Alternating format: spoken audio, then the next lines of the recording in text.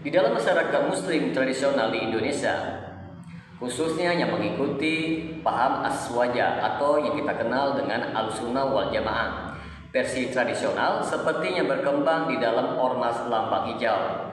Kedudukan kiai sering sekali menempati posisi yang sangat tinggi dan dihormati. Namun di dalam kenyataan yang ada, penghormatan tersebut tidak jarang melampaui batas yang seharusnya hingga menjurus kepada sikap kultus individu atau gulu yang menyelisihi prinsip dasar Islam yang murni, sebagaimana yang diajarkan oleh Nabi Muhammad SAW dan para sahabat. Pembahasan kali ini akan mengupas secara mendalam dan rinci tentang bentuk-bentuk ajaran kultus terhadap kiai, dasar budaya dan ideologinya, serta penyimpangan akidah yang dapat timbul darinya. Bagi teman-teman sekalian yang penasaran dengan kelanjutan dari pembahasan video kali ini, maka tonton terus video ini hingga selesai agar kita menemukan fakta yang sebenarnya.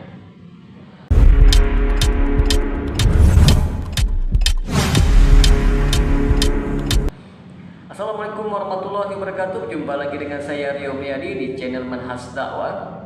Pada episode kali ini kita akan membahas tentang ajaran kultus kiai dalam aswaja tradisional.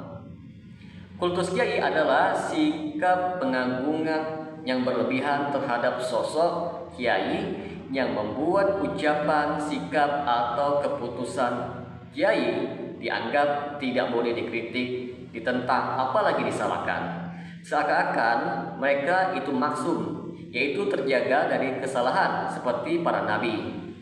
Karakteristik kultus kiai itu seperti yang harus kita ketahui, ucapan kiai dianggap sabda, tidak boleh dibantah atau dikritik walaupun itu menyelisihi dalil-dalil syar'i.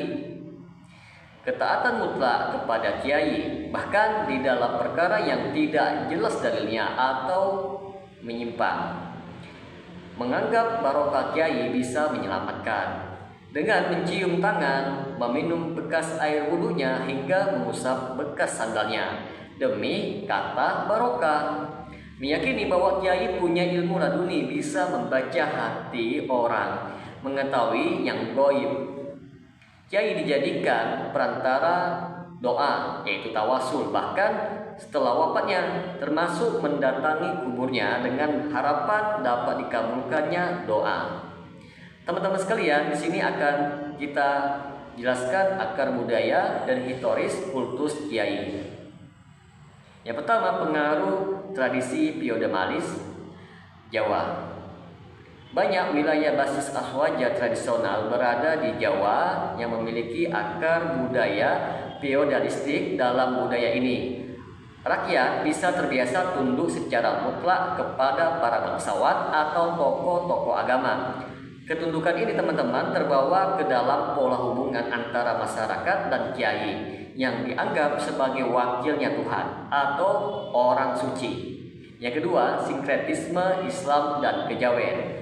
Dalam sejarahnya, dakwah Islam di Jawa banyak bercampur dengan unsur kejawen dan tasawuf. Sinkretis, konsep manunggaling kawula Gusti, ajaran tentang penyatuan hamba dan Tuhan seperti dalam ajaran Syekh Siti Jenar, turut mendorong pemahaman bahwa seorang wali atau kiai bisa menjadi jalur langsung kepada Allah Subhanahu wa taala. Di antara bentuk-bentuk praktek kultus kiai yang perlu kita ketahui bersama, teman-teman sekalian, yang pertama, tunduk mutlak kepada kiai. Pokoknya kiai bilang apa, kita ikut saja. Jangan sok pakai dalil lah kalau tidak selevel dengan beliau. Sikap ini sangat berbahaya, teman-teman, karena bisa menjadikan kiai sebagai pembuat syariat yang baru di mata umat. Yang kedua, pemujaan jasmani.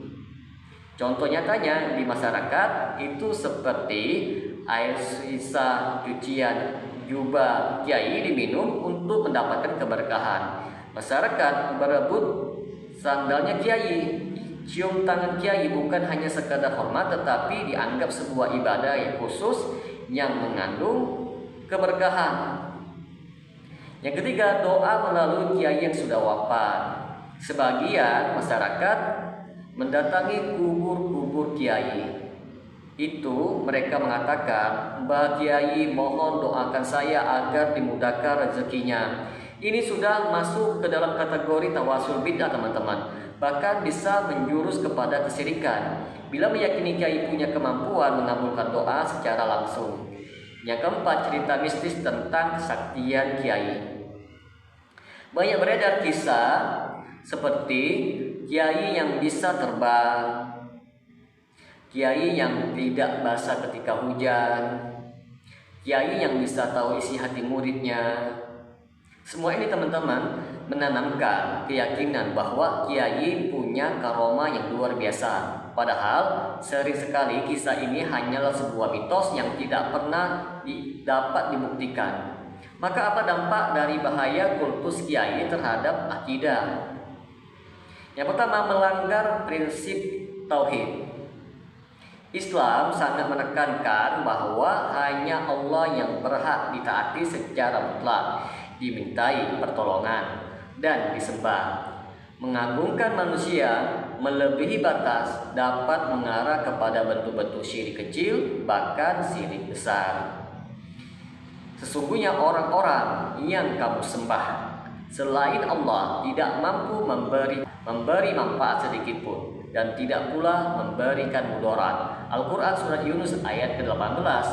Yang kedua, menutup pintu ilmu dan ijtihad.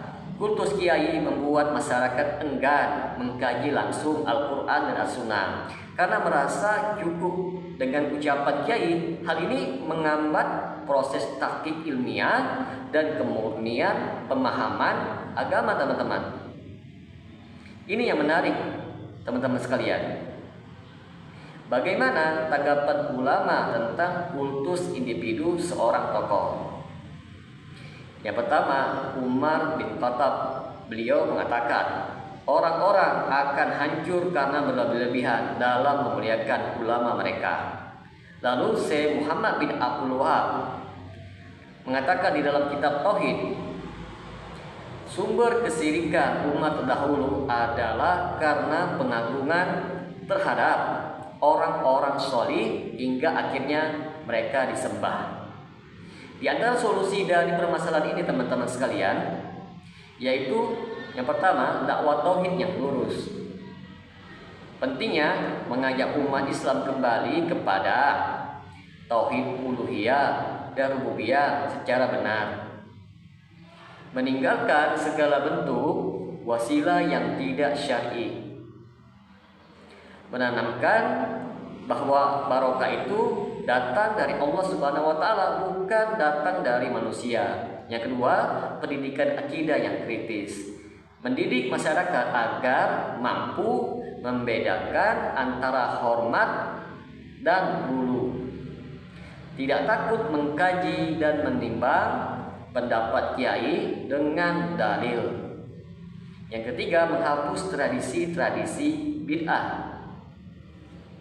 Perlu ditinggalkan seperti tradisi ziarah kubur dengan harapan dikabulkannya hajat. Ritual-ritual ngalap berkah kepada benda milik kiai. Menjadikan kiai sebagai rujukan akhir dalam segala hal, bahkan di dalam akidah. Maka dapat kita simpulkan di sini, teman-teman sekalian, kultus terhadap kiai bukanlah bagian dari Islam yang sebenarnya. Ia merupakan penyimpangan dari ajaran tauhid yang diajarkan oleh Nabi Muhammad SAW. Islam mengajarkan untuk menghormati ulama dan orang yang sholih, tetapi tidak menjadikan mereka sebagai sumber hukum selain Al-Quran dan As-Sunnah. Jika sikap ini dibiarkan, maka umat akan terjerumus kepada kejahilan dan bahkan kesyirikan. Maka sudah saatnya kita kembali kepada manhaj salaf yang murni, yang dimana penghormatan terhadap ulama dibarengi dengan peneguhan bahwa hanya Allah yang disembah dan ditaati secara mutlak. Semoga dengan sedikit penjelasan ini dapat memberikan manfaat bagi teman-teman sekalian.